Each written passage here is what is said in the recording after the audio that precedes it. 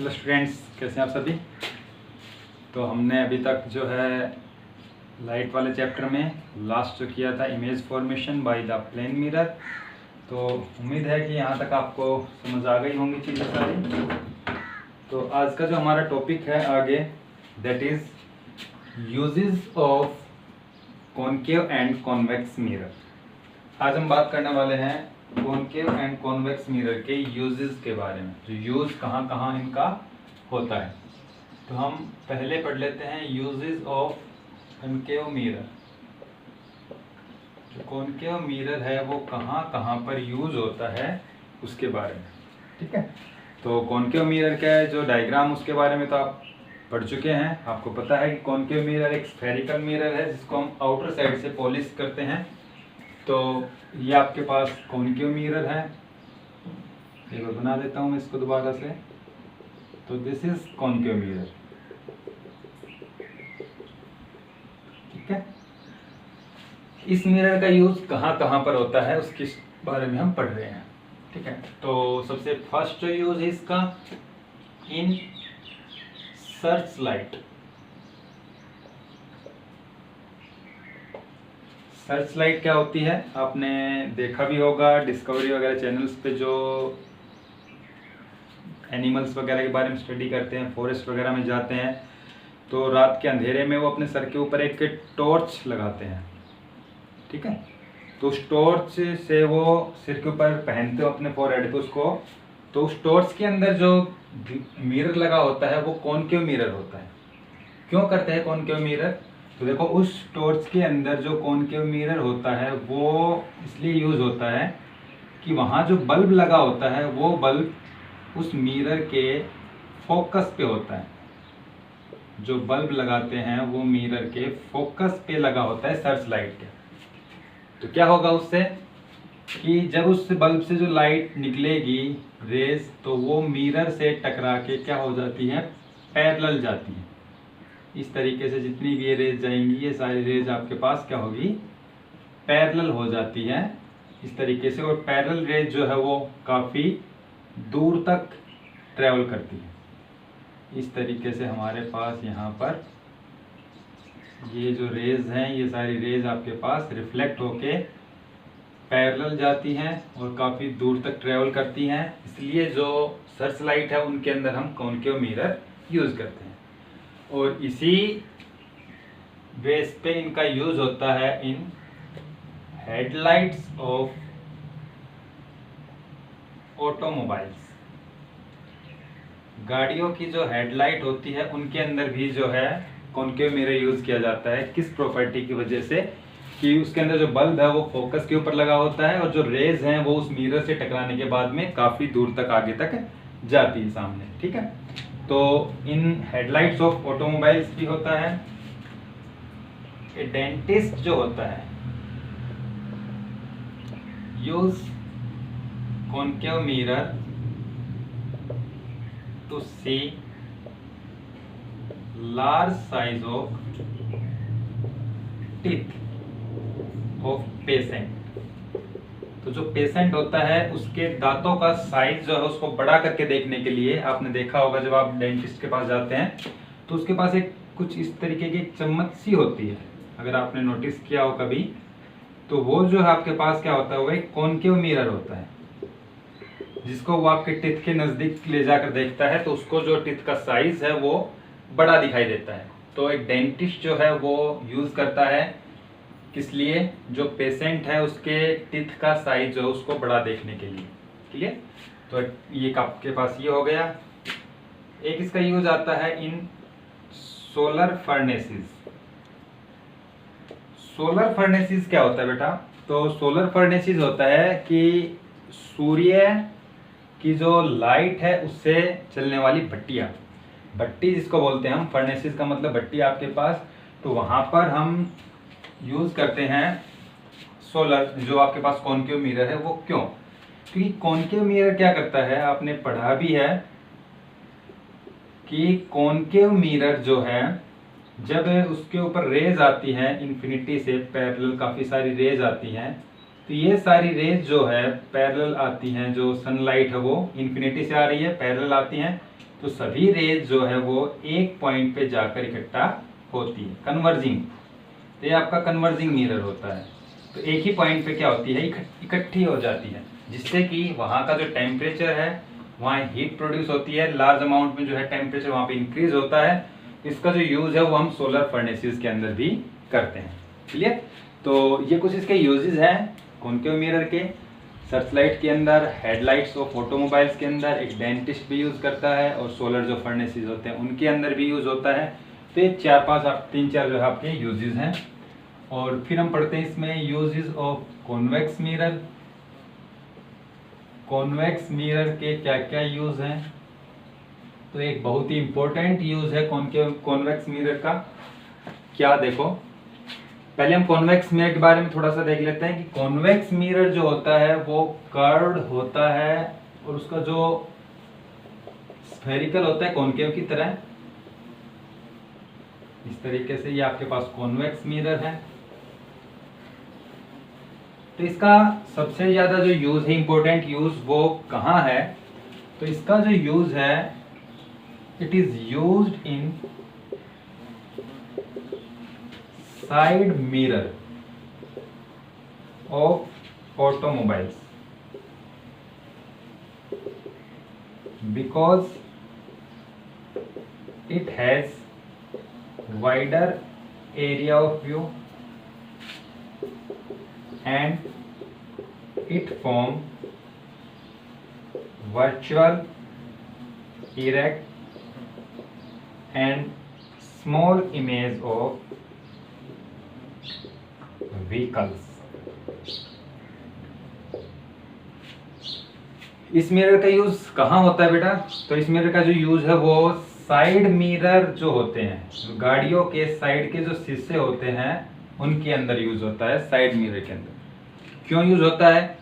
क्योंकि इसका जो एरिया है, मतलब आपके पास ये यहाँ इतनी दूर तक का जो है एरिया, मतलब काफी चौड़ा जो व्यू देता है। तो आप पीछे की जो है आपके पास पूरी सड़क जो है वो दिखाई देती है इसमें, ठीक है। इसका जो एरिया है देखने का, जो वाइडर एरिया, हमने लिखा है कि वाइडर एरिया ऑफ व्यू, देखने का जो एरिया है वो काफी चौड़ा। अगर कोई ऑब्जेक्ट मान लो यहाँ पर भी रखा है तो भी वो आपको शीशे में दिखाई देगा, तो काफी दूर तक। तो इसका जो एरिया ऑफ व्यू है जो देखने का, वो काफी चौड़ा होता है। तो आपको पूरा जो पीछे का सड़क है काफी चौड़ाई में जो है वो दिख जाता है। तो पूरी सड़क के ऊपर जो आपको व्हीकल्स आ रहे होते हैं वो हम देख सकते हैं किसके अंदर, कॉन्वेक्स मिरर के अंदर। अगर हम यहाँ पर बात करें कि यहाँ कॉनकेव मिरर यूज क्यों नहीं किया, तो अगर हम यहाँ कॉनकेव मिरर यूज करते हैं तो उसका जो एरिया ऑफ व्यू होता है वो स्मॉल होता है, फर्स्ट थिंग।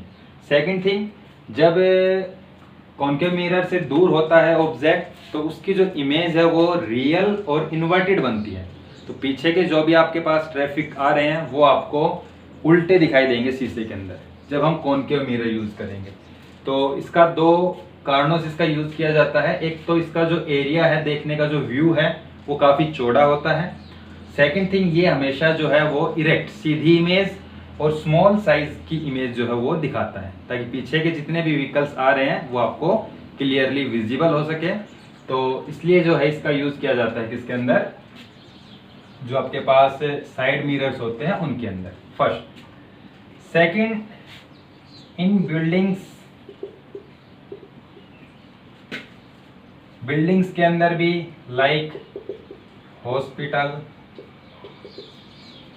ऑफिस, इनके अंदर कहाँ पर, जो कॉर्नर्स होते हैं, जो बिल्डिंग के अंदर जो कॉर्नर्स होते हैं वहां पर, ताकि जैसे कोई भी आपके पास एक कॉर्नर पे लगा दिया गया, तो कोई मोड है, सपोज करें मान लो हमारे पास इस तरीके से कि यहाँ पर ऐसे आपके पास एक रास्ता है, ठीक है।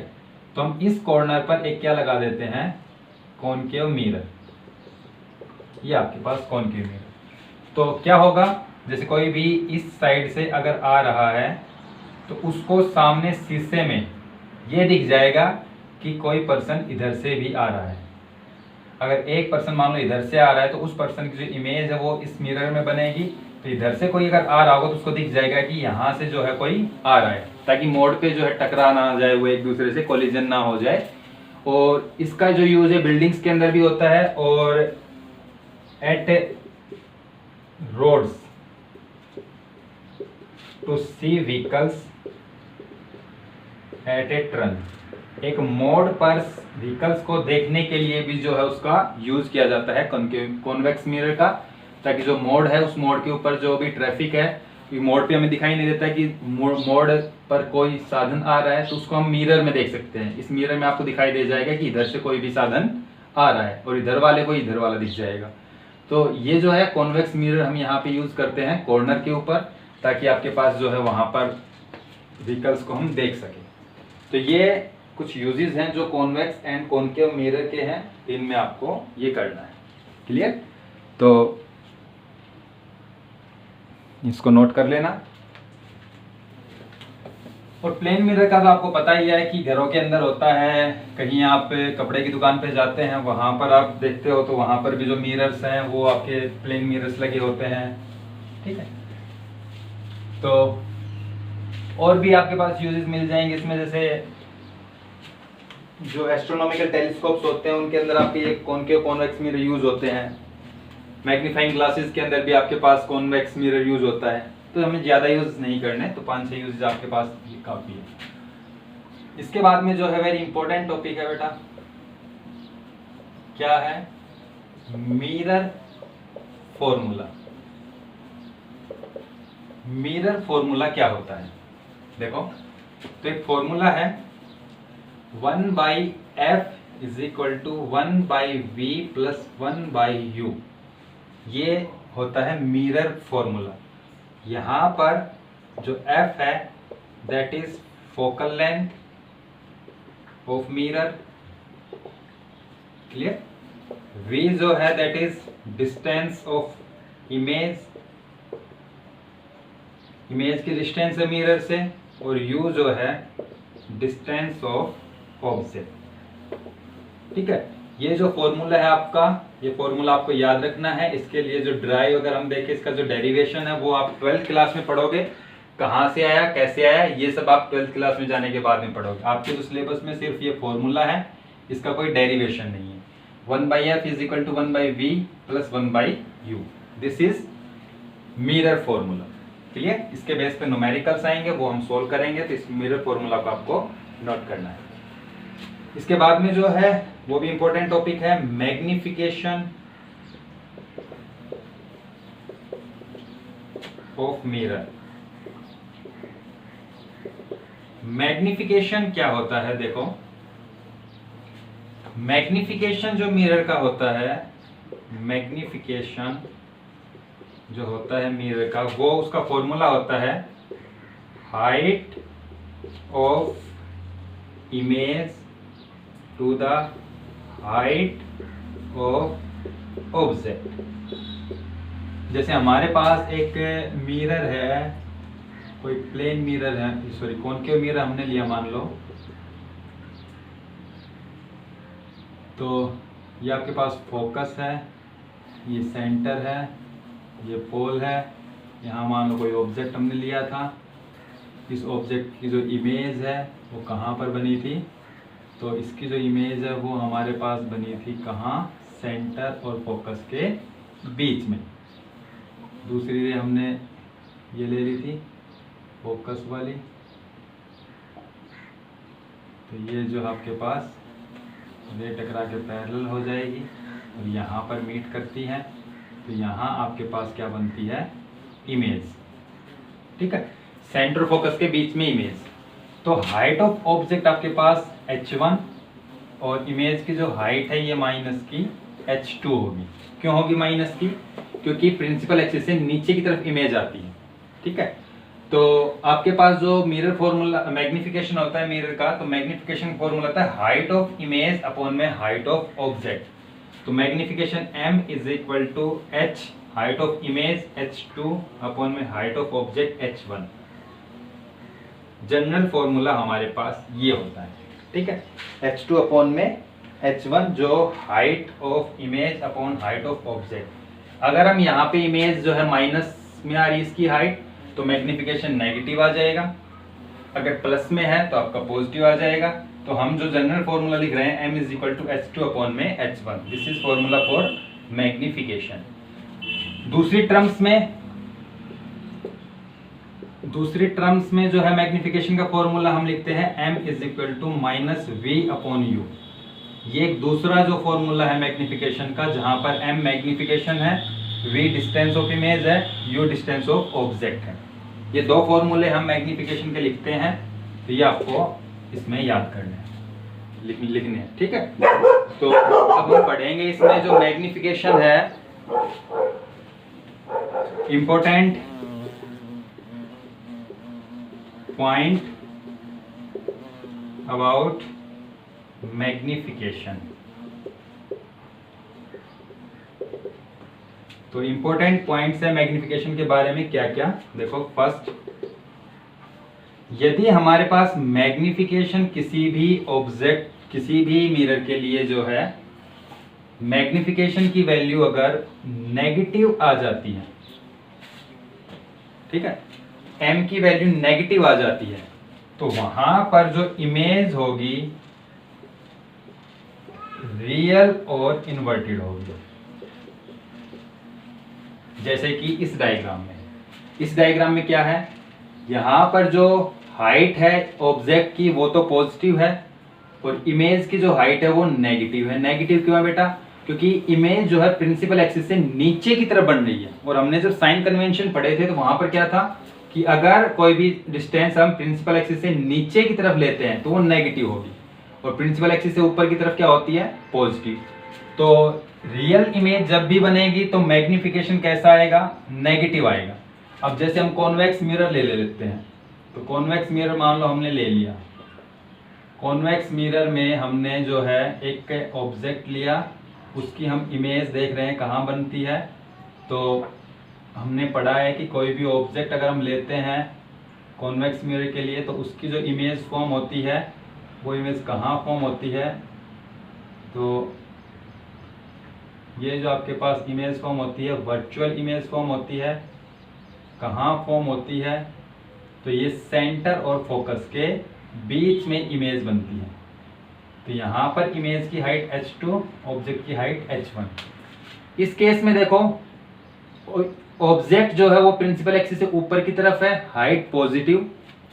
इमेज जो है वो भी प्रिंसिपल एक्सिस से ऊपर की तरफ है, तो उसकी हाइट भी पॉजिटिव। तो h2/h1 जो आएगा मतलब मैग्निफिकेशन, तो मैग्निफिकेशन अगर पॉजिटिव आता है तो हम कहेंगे कि जो इमेज है वो कैसी होगी? वर्चुअल होगी एंड इरेक्ट होगी, वर्चुअल और सीधी होगी। तो यदि मैग्निफिकेशन नेगेटिव होता है तो इमेज रियल और इन्वर्टेड आएगी, अगर मैग्निफिकेशन पॉजिटिव होता है तो इमेज वर्चुअल एंड इरेक्ट आएगी, ठीक है। तो ये आपके पास 2 पॉइंट हो गए। थर्ड पॉइंट क्या है? यदि मैग्निफिकेशन का मोड ये आपके पास जो है 1 आ जाए। मैग्निफिकेशन का मोड का मतलब क्या है बेटा? यदि आपके पास m नेगेटिव है तो मोड लेंगे तो उसकी वैल्यू पॉजिटिव हो जाती है। जैसे आपके पास क्या है, माइनस का 5/6 हमने लिखा और इसका मोड ले लिया, इसकी वैल्यू क्या आ जाएगी? 5/6। तो ये मोड किसके लिए लगाया जाता है कि अंदर अगर नेगेटिव वैल्यूज है तो उसको हम क्या कर देंगे? पॉजिटिव वैल्यू में चेंज हो जाती है। तो अगर मैग्निफिकेशन का मोड 1 आता है, इसका मतलब यहाँ पर क्या है कि h2/h1 इज इक्वल टू 1। तो h2 is equal to h1, यहां से ये केस बनेगा। h2/h1 इज इक्वल टू 1, तो h1 इधर जाके 1 से मल्टीप्लाई हो जाएगा, तो h2 is equal to h1। तो h2 क्या है? Height of image is equal to height of object. तो यदि हमारे पास मैग्निफिकेशन का मोड 1 आ जाता है तो हम ये कहेंगे कि इमेज की हाइट और ऑब्जेक्ट की हाइट दोनों इक्वल है, अगर मैग्निफिकेशन का मोड 1 है। तो यदि हमारे पास मैग्निफिकेशन का मोड 1 से कम है, इसका मतलब क्या है? h2/h1 1 से कम, तो यहां से क्या आ जाएगा? h1 इधर जाके मल्टीप्लाई, तो h2 लेस देन h1। इस चीज का मतलब क्या होगा कि हाइट ऑफ इमेज जो है वो लेस देन होगी हाइट ऑफ ऑब्जेक्ट। इमेज की हाइट छोटी होगी किससे? ऑब्जेक्ट की हाइट से। कब?